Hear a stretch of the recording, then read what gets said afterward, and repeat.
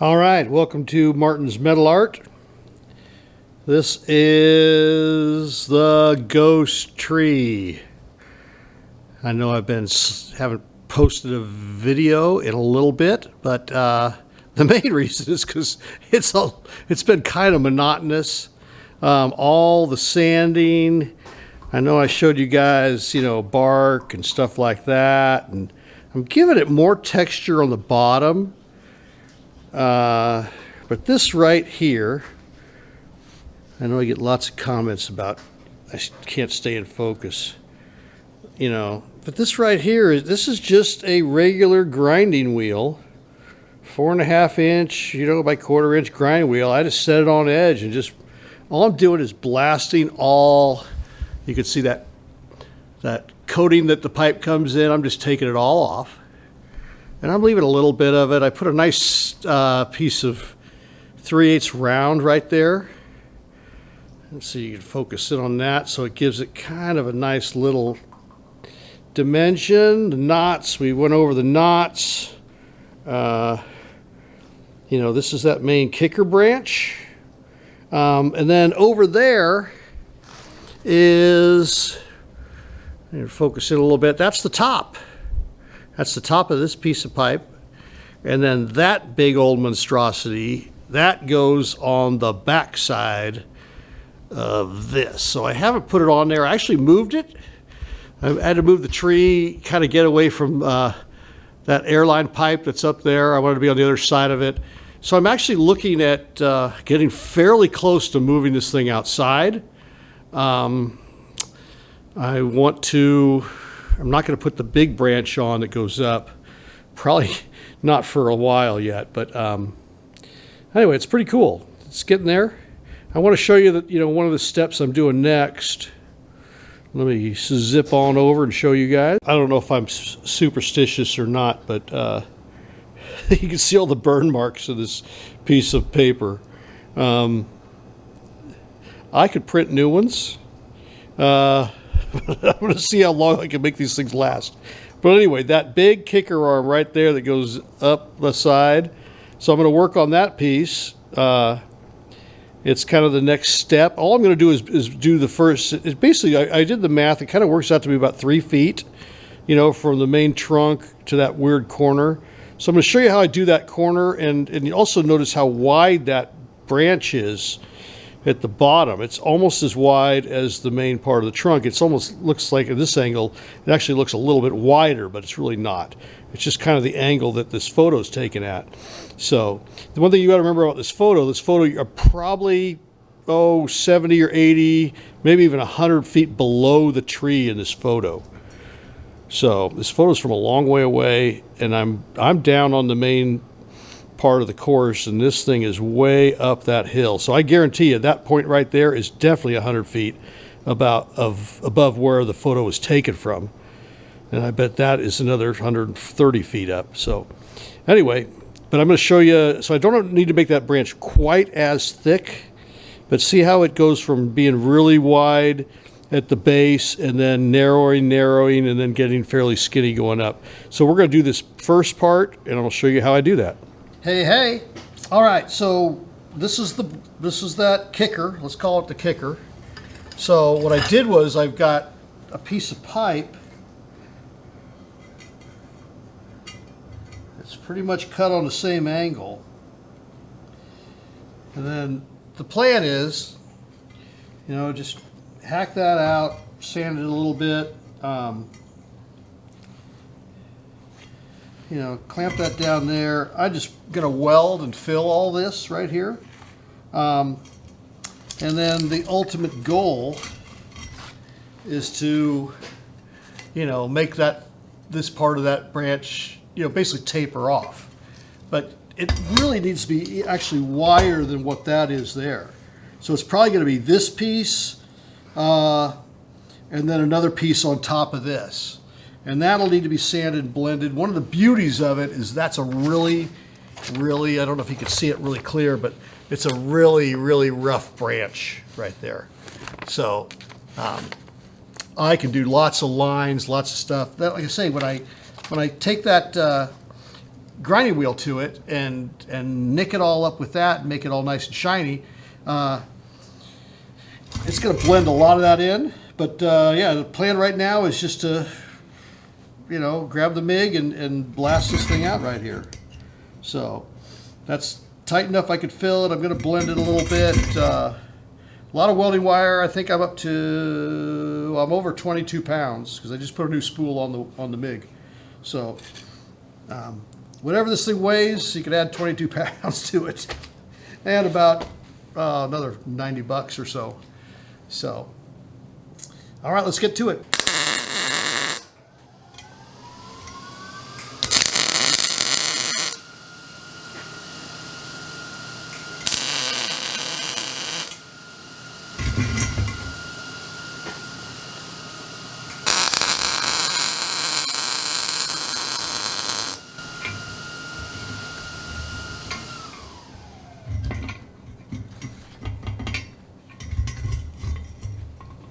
Always said you could judge a good welder by how many clamps he has in his shop.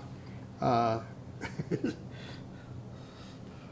got roughly around 60 or 70. The art of fabricating, the art of building anything is to try to figure out how to make it easy.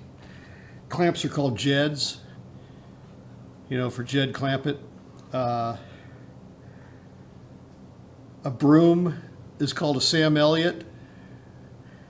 If you could figure out why it's called a Sam Elliott, you're smarter than I first was, so you had to show me. All right, why would you call a broom a Sam Elliott? Right there, baby. That's a Sam Elliott, not a broom. Have fun. Have fun in life. Have fun when you're working. Have fun when you're welding. Podcast in this ear, listen to the weld with this ear. Podcast should be in both ears, but one of the little podcast things is dead right now. So hey, enjoy your time. Giants are on in about 30 minutes, playing the Colorado Rockies. It's what production's all about. Keeping yourself busy, keeping yourself distracted. The beauty of artwork is artwork makes your brain just constantly think and think and think.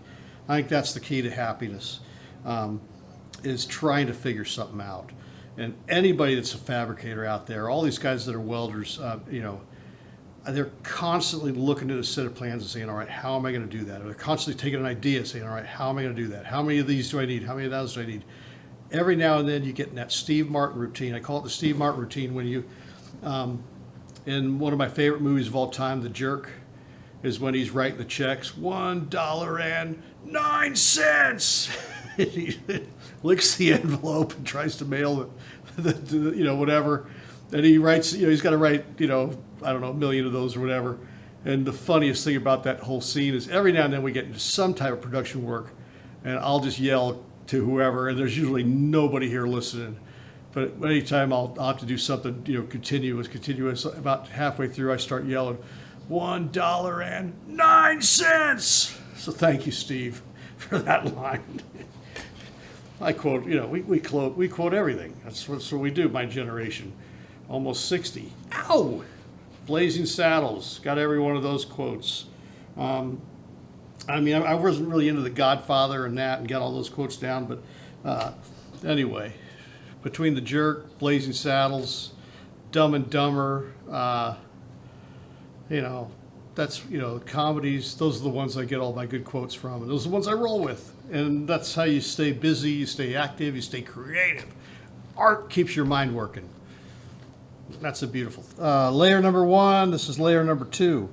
I've added at least 1 inch to a piece of 2-inch pipe, which should give me the correct dimensions of the thickness of that. So if I just say that's my pipe, I'm at least a third bigger, so that should work. It's going to take lots of sanding and blending, but I think we're on the right track.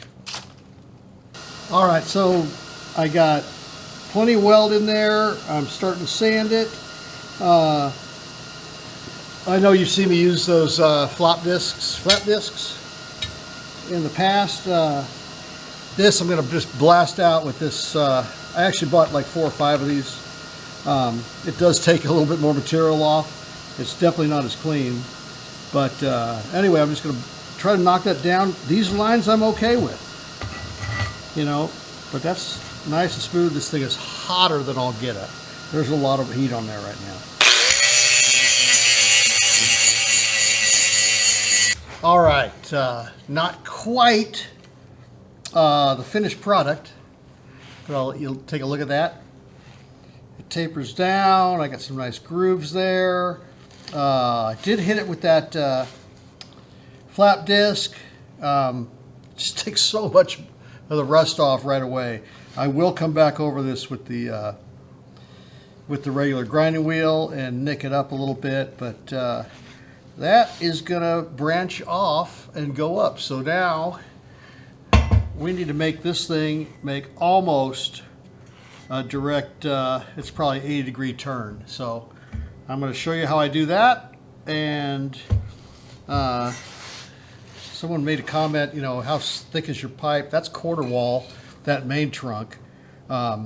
This is pretty thick stuff. It's gonna have a lot of weight. So this is, I'm not sure what the schedule is, but it's right around 1/8 of an inch. And I am really gonna heat that pipe up before I weld it. Make sure that this thing is the last thing that's gonna come off. So this thing, remember, when it makes that turn going straight up, there's gonna be a piece that's gonna attach there that is gonna have to be welded in the field. So this little arm right here, this is nice and thick. This is gonna hold up that branch, but you know, you get a little bit of wind, you get a little bit of whatever, it's going to hit this thing. The last thing I want to worry about is this thing coming off. So that weld to that piece of pipe is really, really going to be solid and probably reinforced a little bit. So that's really the only structural weld besides from the base plate that I really have on this thing. So anyway, I like this. I like the strength of that. In fact, I might even take a piece of that pipe, weld it to the main trunk, and then slip this inside of it, just to give it even a little more rigidity.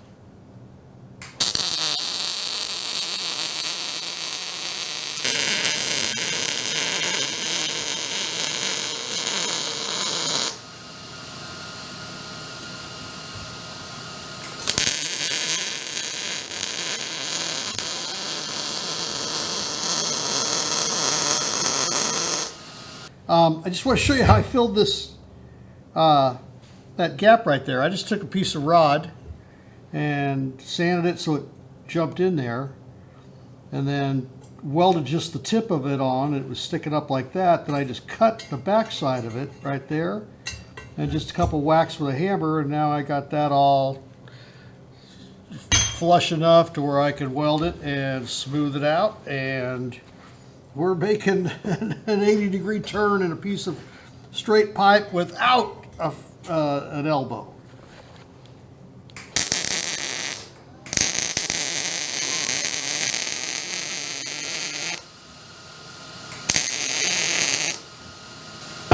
Take the sander to this to see what it looks like.